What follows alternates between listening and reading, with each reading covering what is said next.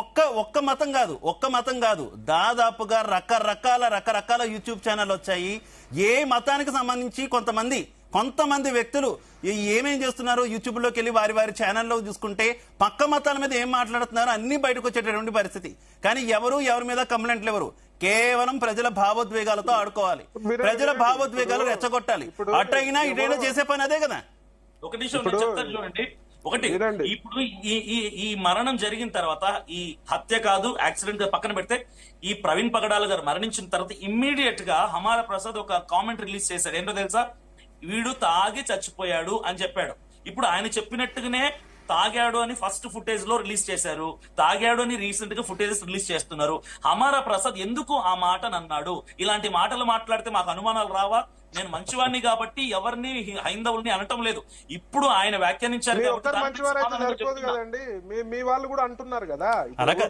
ఒక్క నిమిషం ప్రవీణ్ గారు, అభినయ్ గారు యాక్చువల్లీ పాస్టర్ ప్రవీణ్ పగడాల సంబంధించినటువంటి ఆయన ఇచ్చినటువంటి స్పీచ్లకు సంబంధించి చాలా విషయాలు ఆయన మృతి చెందిన తర్వాత సోషల్ మీడియాలో సర్క్యులేట్ అయినటువంటి సిచ్యువేషన్, ఆయన చేసినటువంటి వ్యాఖ్యలు చూసుకుంటే రెండు ఇతర ధర్మాలకు సంబంధించి ఆయన చేసినటువంటి వ్యాఖ్యలు ఉన్నాయి.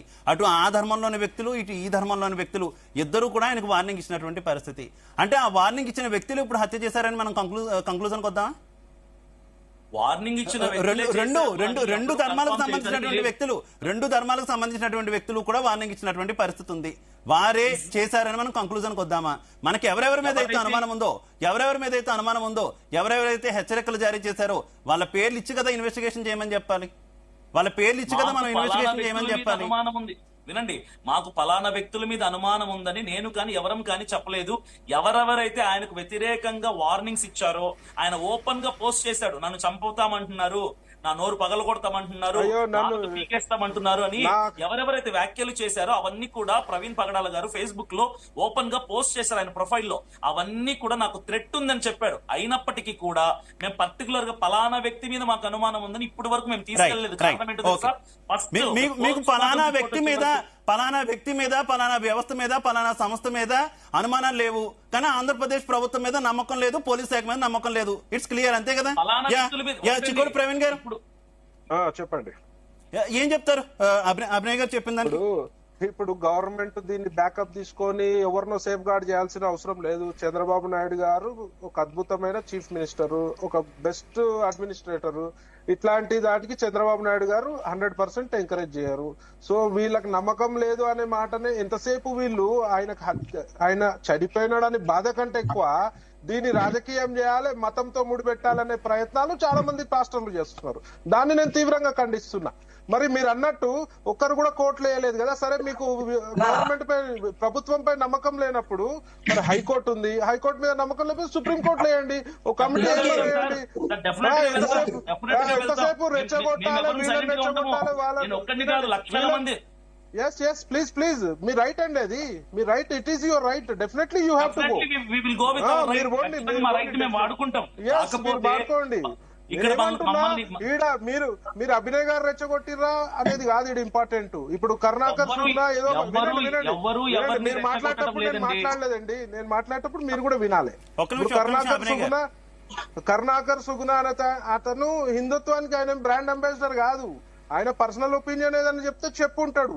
దానికి ఆయన టోటల్ హిందూ సమాజానికి ముడిపడి ఉండరు కదా. ఇవాళ మీ పాస్టర్లు కూడా చాలా మంది 2050 సంవత్సరంలో నేను మొత్తం భారతదేశాన్ని క్రైస్తవ దేశంగా మారుస్తామని కౌంటర్లు ఇచ్చేటోళ్ళు. దానికి మొత్తం క్రిస్టియానిటీని అనే పని లేదు కదా. ఒక్క నిమిషం ప్లీజ్, ఆయన కంప్లీట్ చేయనిద్దాం ప్లీజ్. ఇవాళ దొంగ గురువులు ఉన్నారు, దొంగ బాబాలు ఉన్నారు, దొంగ పాస్టర్లు కూడా ఉన్నారు.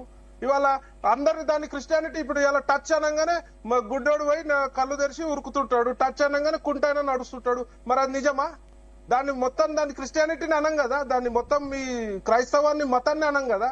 వాళ్ళు చేసే లుచ్చ పని అంటాం. సేమ్ టైం మీన్ టైంలో కూడా మా బాబాలు కూడా ఎవరైనా లుచ్చ పనులు చేస్తే మేము కూడా స్పందిస్తాము. దాన్ని మొత్తం ఎవరో కరుణాకర్ సుగుణ అన్నాడని చెప్పి మీరు అందరిని అనడం తప్పు. అది అందరు హిందువులను అనడం తప్పు. అది హిందువుల తరపున ఆయన ఉన్నాడు కాబట్టి, పెద్దగా ఉన్నాడు కాబట్టి మరి క్రిస్టియన్ తరఫున కూడా public లో- చాలా మంది పాస్టర్లు public లో ఉన్నారు కదా. సరే ఒకటి చెప్తాను, మీరు ఇప్పుడు ఆయన- మీరు ఆయన- క్రిస్టియన్ల మీరు తరఫున ఆయనకి కూడా పాస్టర్లు ఉన్నారు కదా. మీరు ఆయన్ని పిలిపించి మాట్లాడారా? ఇలా మాట్లాడడం తప్పని మీరు మాట్లాడారా? నేను క్రైస్తవులు ఒకటే చంపుతామని ఎందుకు అంటున్నావు? ఎవరు అభిప్రాయం పబ్లిక్ గా వాళ్ళదండి. పబ్లిక్ గా వినండి. పాస్టర్లు లేకుండా చేస్తామంటే అభినయ్ గారు అంతిమంగా అందరూ భారత రాజ్యాంగానికి లోబడి భారత రాజ్యాంగ పరిధిలోనే ఉండాలి. ఏ మతానికి సంబంధించిన గురువైనా, ఏ మతానికి సంబంధించిన పాస్టర్ అయినా, ఏ మతానికి సంబంధించినటువంటి ఇమాం అయినా, ఇంకొకరైనా భారత రాజ్యాంగం, భారతదేశమే ఇక్కడ అంతిమం. దానికి లోబడే ఉండాలి. ఎవరి మీద ఏం చేసినా కూడా కంప్లైంట్స్ ఇచ్చుకోవాలి. పోలీస్ శాఖ ఉంది, ఒక వ్యవస్థ ఉంది, కోర్టులున్నాయి. ఇప్పుడు మేము కూడా కాన్స్టిట్యూషన్ కి ఒబే అయ్యే ఉన్నాం, మేము కూడా గౌరవప్రదంగానే ఉన్నాం, మేము ఎక్కడ కూడా వాటిని దాటి వెళ్ళలేదు. చిన్న డౌట్ అభినయ్ గారు, నా డౌట్ ఇందాక నేను ఎక్స్ప్రెస్ చేశాను. చిన్న డౌట్. ఒక పక్క మీకు ఆంధ్రప్రదేశ్ ప్రభుత్వం మీద, పోలీస్ శాఖ మీద నమ్మకం లేదు అని అన్నారు. నమ్మకం లేదు అన్నప్పుడు ఇమీడియట్ గా చేయాల్సిన పని ఆ వ్యవస్థ కంటే అత్యున్నతమైనటువంటి వ్యవస్థకి వెళ్ళాలి. అది హైకోర్టుకి వెళ్తారా, సుప్రీంకోర్టుకి వెళ్తారా, ఆ వ్యవస్థ దగ్గరికి వెళ్ళాలి. లేదు ఆ వ్యవస్థ దగ్గరికి వెళ్ళము, ఇక్కడ వీళ్ళు ఏ రిపోర్ట్ ఇస్తారో అప్పుడు దాకా వేచి చూస్తామన్నప్పుడు ఆ దర్యాప్తు జరుగుతున్నంతసేపు సైలెంట్ గా ఊరుకోవాలి. ఒక పక్క దర్యాప్తు జరుగుతుండగా దర్యాప్తు అధికారుల మనస్థైర్యం దెబ్బతినే రకంగా ఇష్టం వచ్చినట్టు రకరకాల కామెంట్లు చేస్తారు. హర్ష కుమార్ గారు బయట ప్లే చేపిస్తా, నేను హర్ష కుమార్ గారు బయట నేను ప్లే చేపిస్తాను. ఆయన చేసినటువంటి వ్యాఖ్యలు డాక్టర్లను తిడతారు. ఏ రకంగా తిడతారు డాక్టర్లని? పోస్ట్ మార్టం చేసినటువంటి డాక్టర్లని ఏ రకంగా బెదిరిస్తారు? ఎవరా హర్ష కుమార్ అసలు? ఆయనకి ఏం తెలుసు డాక్టర్ల గురించి, లేదంటే పోలీస్ వ్యవస్థ గురించి ఆయనకి ఏం తెలుసు? ఆయన politician. Sir this is Barnabas. Yeah, continue please. Continue please. అడిగే క్వశ్చన్ కి నేను ఆన్సర్ చెప్తానండి. Hello sir. Yeah, please continue. Question ని 2-3 టైమ్స్ రిపీట్ చేశారు. నేను అదే క్వశ్చన్ కి మీకు ఆన్సర్ చెప్తాను sir. Yeah, continue please. Sir ఇప్పుడు మీరు అడిగే ప్రశ్నలు అన్నిటికీ కూడా నేను కూల్ గా సమాధానం చెప్తాను. హర్ష కుమార్ ఎవరు? వేరే పాస్టర్ గారు ఎవరు? మీరు క్వశ్చన్ చేసే రైట్ ఎక్కడుంది?